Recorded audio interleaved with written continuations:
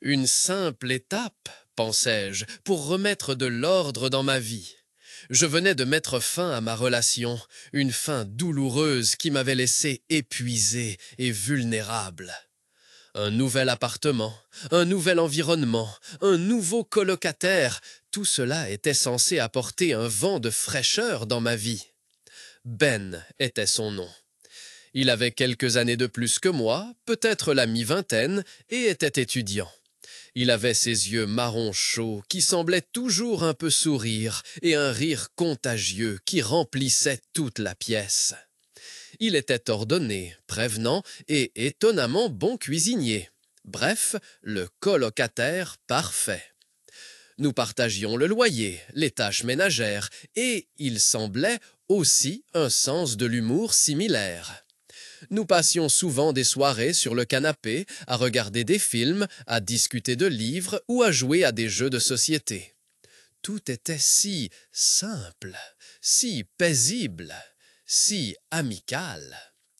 Je dois avouer que je ne cherchais pas activement une nouvelle relation à cette époque. Les cicatrices de ma dernière rupture étaient encore fraîches, et l'idée d'un nouvel engagement me semblait accablante. Je voulais me concentrer sur moi-même, recharger mes batteries et découvrir ce que je voulais vraiment de la vie. Ben semblait comprendre cela. Il n'était jamais envahissant, jamais trop exigeant. Il était simplement là, une ancre fiable dans une mer d'incertitude. C'était un bon ami, rien de plus. Du moins, c'est ce que je pensais. Un soir, c'était un soir froid de novembre, nous avons préparé le dîner ensemble. Nous avions décidé de préparer un curry thaïlandais, un plat que nous adorions tous les deux. La cuisine était remplie du parfum du lait de coco, de la citronnelle et du piment. Nous rions en essayant de suivre une recette compliquée, et nous faisions les idiots, comme on le fait quand on s'entend bien. Après le repas, nous nous sommes rassis sur le canapé, blottis dans d'épaisses couvertures, et avons regardé un vieux film. Je ne me souviens plus exactement quel film c'était, mais je me souviens de la sensation de bien-être qui s'est répandue dans ma poitrine. C'était plus que de l'amitié, je le sentais. C'était une connexion profonde, un sentiment de sécurité et de confiance. Soudain, au milieu du film, Ben s'est tourné vers moi. Ses yeux bruns étaient plus sombres que d'habitude et son regard était intense. Il n'a rien dit, mais je savais ce qui allait arriver. J'ai senti mon cœur battre plus vite, mon souffle se couper. Un mélange de peur et d'excitation me traversa. Et puis, il m'embrassa. C'était un baiser doux, une exploration prudente, une hésitation qui me laissait le temps de me retirer. Mais je ne me suis pas retiré. Au contraire, j'ai répondu au baiser. C'était différent de tout ce que j'avais vécu auparavant. Ce n'était pas seulement passionné, mais aussi incroyablement honnête. C'était un baiser qui disait plus que 1000 mots. Un baiser qui révélait la confiance, l'affection et un profond désir de proximité. Je me suis détaché de lui, j'ai respiré profondément et je les regardais. Ses yeux reflétaient ma propre confusion et mon excitation. « Je suis désolé, dit-il doucement. Je n'aurais pas dû faire ça. » J'ai secoué la tête. « Non, ai-je dit, c'est bon. » Bon était peut-être le mauvais mot. Rien n'était bon. Tout avait changé.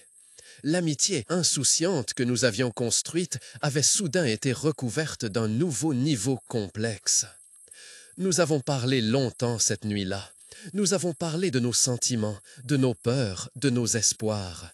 Nous avons parlé des risques et des opportunités qui s'offraient à nous.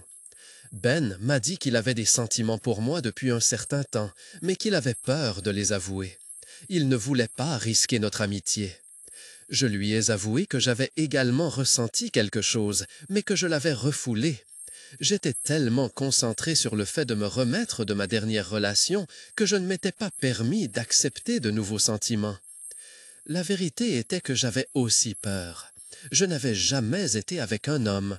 J'avais toujours pensé que j'étais hétérosexuel. L'idée que je puisse être gay était nouvelle et effrayante. L'homosexualité, c'est-à-dire l'attirance sexuelle ou romantique envers des personnes du même sexe, est un sujet aux multiples facettes, avec une longue histoire. Au fil des siècles, elle a été perçue différemment dans différentes cultures. Dans certaines sociétés antiques, comme la Grèce antique, les relations homosexuelles étaient tout à fait acceptées et faisaient même partie de la vie sociale. Dans d'autres époques et régions, ils ont en revanche été sévèrement condamnés et persécutés. La recherche scientifique sur l'homosexualité a commencé au XIXe siècle, lorsque des psychologues et des médecins ont tenté de comprendre les causes et les effets de cette orientation sexuelle. Les premières théories, souvent empreintes de préjugés, considéraient l'homosexualité comme une maladie ou un trouble. Au XXe siècle, ces opinions ont cependant commencé à changer. Des activistes et des scientifiques se sont engagés pour la dépénalisation de l'homosexualité et pour la reconnaissance des droits des personnes homosexuelles. Dans les années 1970, l'American Psychiatric Association a retiré l'homosexualité de son Diagnostic and Statistical Manual of Mental Disorders, ce qui a constitué une étape importante dans la déstigmatisation. Aujourd'hui, l'acceptation de l'homosexualité a augmenté dans de nombreuses régions du monde, bien qu'il existe encore des régions où les personnes homosexuelles sont confrontées à la discrimination et à la persécution. Le débat sur le mariage homosexuel, les droits d'adoption et d'autres questions montrent que la lutte pour l'égalité des droits et l'acceptation n'est pas encore terminée. Malgré mes craintes initiales, Ben et moi avons décidé d'essayer. Nous y sommes allés doucement, en tâtonnant prudemment. Nous avons appris à nous connaître à un nouveau niveau, découvrant de nouvelles facettes de nous-mêmes et l'un de l'autre. Ce n'était pas toujours facile. Il y a eu des doutes, des incertitudes et des moments d'angoisse. Mais il y a eu aussi de l'amour, de la passion et une profonde connexion qui a surpassé tout le reste. Je suis reconnaissant pour ce baiser. Reconnaissant que Ben ait eu le courage d'exprimer ses sentiments. Reconnaissant que j'ai eu le courage de les partager. C'était le début d'un voyage, un voyage qui m'a mené à moi-même, un voyage qui m'a montré que l'amour ne connaît pas de frontières, qu'il n'a pas besoin de règles et qu'il peut naître dans les moments les plus inattendus.